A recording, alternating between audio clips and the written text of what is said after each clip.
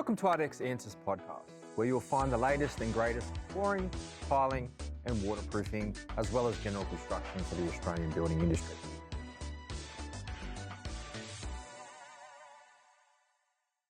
Welcome back to ARDEX Answers. I'm Monique Fenech and joining us is James Muir. Welcome, James. Thanks, Monique. Good to be here. James is our Training and Technical Services Manager at ARDEX. We're talking about grout today. What sort of grout are we talking about? Yeah, so the type of grout we're talking about today is what's known as cementitious grout. Typical cementitious grouts in our range would be FG8 or the FSDD grouts. Typically when customers trying to choose their grout colour, they go into the store. So tell us what they should be doing. Yeah, look, a common complaint that we do get here at ARDEX is a discoloration of grout, which I'll go through a little bit later on in this podcast.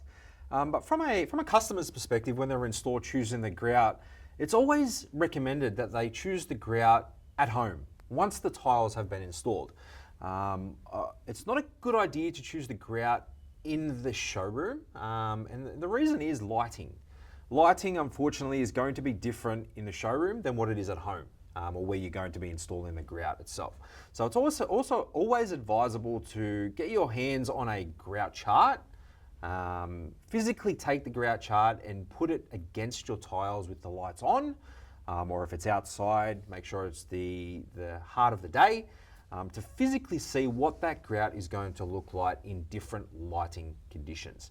It's very common for grout to be chosen either online or in a showroom, and then unfortunately it's installed and the customer's scratching their head thinking, it's not what I imagined that grout to look like.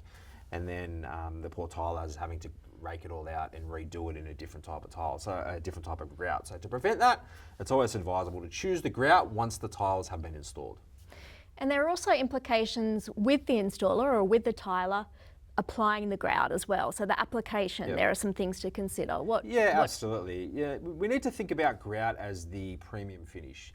It's what everyone's going to see. So it's the aesthetic finish. So we know tiles are pre-made in a factory. They look great once you open the box. With your grout, you are mixing them. So you've got to make sure that you do prevent additional water being put into the mix. You do need to make sure you are measuring the water content for your grouts. Remember, these grouts are engineered. They're specifically designed and engineered in a lab to make sure that a certain amount of water is not going to have an adverse effect with the raw materials that are being used in the actual grout itself. So you've got to make sure you're mixing the correct water to start off with, and then making sure you're not using too much water during the cleanup, because basically what you can do is you can wash a lot of those oxides and those potential raw materials away out of the grout, which is going to leave that patchiness look within your grout line. So it's very important that you do get that water ratio correct. Yeah. So what is the zebra stripe effect? I've heard that before in the industry. Does it leave streaks? Yeah, look, so it's not much streaks as such. So tiling. We'll go back to the tiling aspect for a minute here. So when you're tiling, you're using a notch trowel. Now, again, I've talked about it in a different podcast about collapsing your notch lines. It's very important that when you are tiling and just before you are grouting, that you remove the adhesive between the grout lines, okay? What we commonly see is this adhesive not being removed and the grout installed over top of the adhesive. Now, typical tile adhesives these days come in two colours. You've either got a grey or you've got a white. Now, let's say we're in a customer's home and they've chosen a darker grout, yet the tiler has used a light adhesive. What you can actually get is what's known as show-through. So you can get the show-through coming up from the tile adhesive up through your grout lines. So it actually looks like it's discoloured, but it's actually adhesive showing up through the grout lines themselves. So it's very, very important that you do remove the tile adhesive prior to the application of the grout being used, which is also a very important aspect of installation.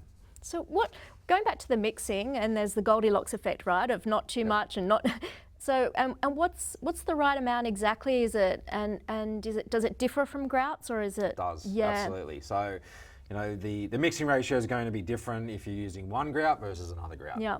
They're not always going to be the same. Again, it comes back down to that engineered lab type material that's been designed specifically for a specific amount of water versus a specific amount of grout itself. So The best advice I can give you is read the technical data sheets, read the packaging.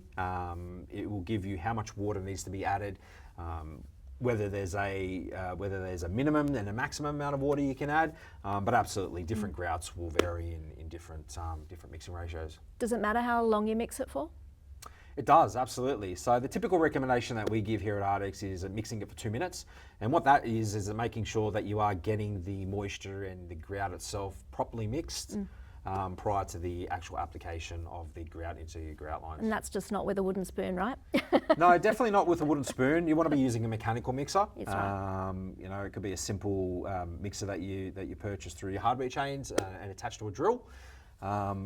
You want to be making sure you're getting that material mixed, the raw materials mixed into the water to make sure that you're getting a proper premium product at the end. Yeah. And you talked about cleanup time and some water related to that. What can go wrong there? Yeah, look, unfortunately, what we do see quite often is too much water being used during the cleanup. You know, wringing out your sponge quite a lot and making your sponge damp and not soaked. Because again, you've got a specific amount of water in the mix. Then you're putting more water over a wet material. You're actually theoretically over mixing the material, actually putting more water into the mix by simply using too much water during the cleanup, and that can lead to your patchiness and your discoloration of your grout, especially in your darker type grouts as well. Again, we have a technical bulletin on this. I mentioned in another podcast, our efflorescence podcast, TB 130, which goes into the reasons why you see grout discoloration, which I do highly recommend you have a read of, and we'll attach to this podcast as well. Yeah, we will certainly. All over socials, there's a concept called Grout Day. You know, it's a singular thing that's done for the project. Why is that not done after the tiles are laid? Well, look, obviously you can't walk over tiles that still have wet adhesive, being one main reason. But the other main reason as well is you've got to let the adhesive dry. It's simple as that. What are we mixing in tile adhesives? We're also mixing water into tile adhesives to get the product.